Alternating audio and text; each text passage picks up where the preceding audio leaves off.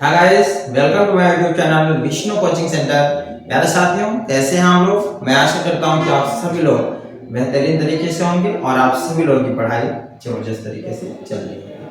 जैसा कि आप सभी लोगों को पता है कि पैसिव वॉइस हम लोग पढ़ रहे हैं और 3 पार्ट हम लोगों ने कंप्लीट कर लिया है।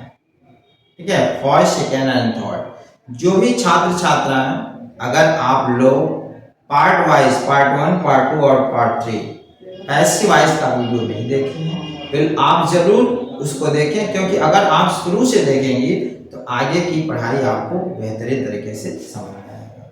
फिलहाल आज हम लोग पार्ट 4 पढ़ने जा रहे हैं पैसिव वॉइस की। पार्ट 4 पैसिव वॉइस,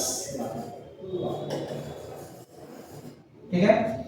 और पार्ट 4 में सबसे पहले हम लोग पढ़ेंगे परफेक्ट में। हम लोग आ गए हैं परफेक्ट में। हम लोगों ने इंडेफिनिट का पूरा देख लिया है, कंटीन्यूअस का देख लिया है और आज हम लोग परफेक्ट का देखेंगे। परफेक्ट में हम लोग सबसे पहले पढ़ने जा रहे हैं प्रेजेंट परफेक्ट टेंस। ठीक है बाबू, प्रेजेंट परफेक्ट टेंस हम लोग पढ़ने जा रहे हैं। और याद रखिएगा, सब कुछ आपको बता दिया गया है कि एक्टिव से पैसिव कैसे बनाया जाए, सब्जेक्ट का ऑब्जेक्ट क्या होता है, ऑब्जेक्ट का सब्जेक्ट क्या होता है, सब आपको पार्ट 1 में ये आपको अच्छे से बता दिए गए हैं। तो प्रेजेंट परफेक्ट में याद रखिएगा, इसका एक्टिव का जो फार्मूला होता है बाबू, और यहाँ पैसिव हो जाएगा। देखो, एक्टिव का फार्मूला होता है सब्जेक्ट प्लस हैज या हैव प्लस वर्ब का थर्ड फॉर्म प्लस ऑब्जेक्ट। ठीक है, पैसिव वॉइस हो जाएगा ऑब्जेक्ट का सब्जेक्ट प्लस हैज या हैव, इसी के बाद हम बीन जोड़ देंगे बाबू। क्या जोड़ देंगे? बीन प्लस वर्ब का third form plus by plus subject का ऑब्जेक्ट। ये ध्यान दीजिएगा, ठीक है जी। सब्जेक्ट हैज या है, वर्ब का थर्ड फॉर्म ऑब्जेक्ट होता है।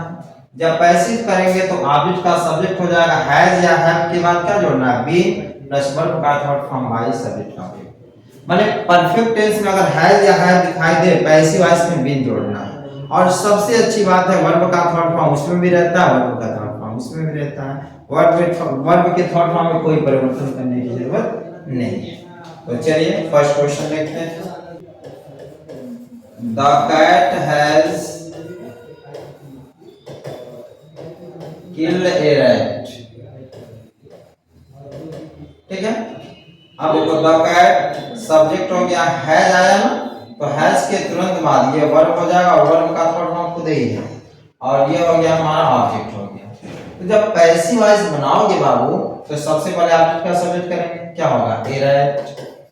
अब बताओ, एक वचन है, एक वचन कर्ता के साथ हैज लगता है, बहुवचन कर्ता के साथ हैव लगता है। ये ध्यान रखें कि ही सी इट तथा एक वचन कर्ता के साथ हम हैज का प्रयोग करते हैं, और यू वी दे बहुवचन, यू वी दे आई तथा बहुवचन कर्ता के साथ हम हैज का प्रयोग करते हैं।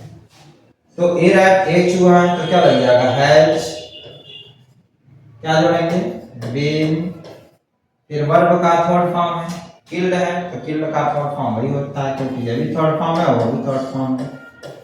उसके बाद बाय सब्जेक्ट का ऑब्जेक्ट, सब्जेक्ट में द कैट है, तो क्या हो जाएगा? By the cat.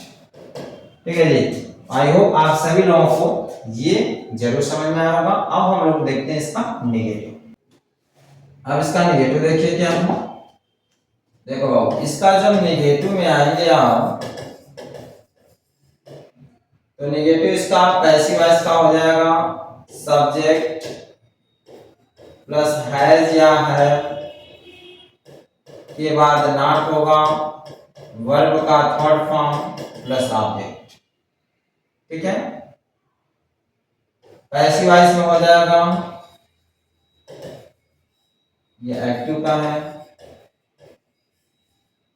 ऑब्जेक्ट का सब्जेक्ट प्लस हैज या हैव, उसके बाद नॉट क्या जोड़ेंगे बाबू, बीन, फिर वर्ब का third form plus by plus subject का ऑब्जेक्ट।